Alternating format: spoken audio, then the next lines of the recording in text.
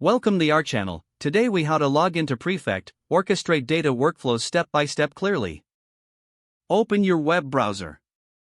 Type in the URL for Prefect's login page. You can find this URL in the documentation or via a search engine. Once the page loads, look for the login option. Click on the login button typically located at the top right corner. You will be directed to the login form. Enter your registered email address in the first field.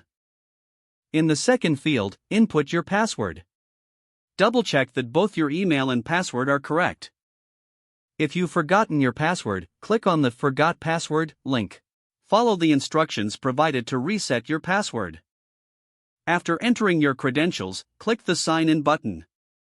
Wait for a moment as the system processes your login request. If the credentials are valid, you will be redirected to your Prefect dashboard. Here, you can view and manage your data workflows. In case of any errors, take note of the message displayed. If you encounter issues, verify your internet connection. You may also want to check if your account has been activated. Now, you're ready to start orchestrating your data workflows. If the page does not load, refresh the browser or try again in a private or incognito window.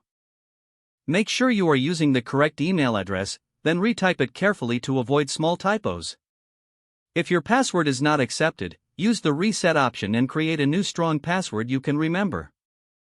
Check your spam folder for verification or security emails, then complete any requested confirmation steps.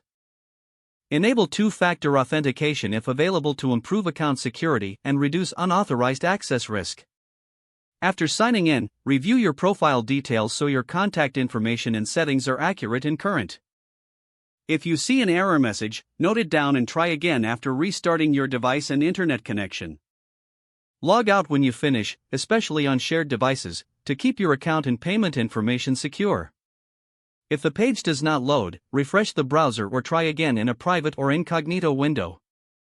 Don't forget to like this video and subscribe to our channel for more step-by-step tech guides.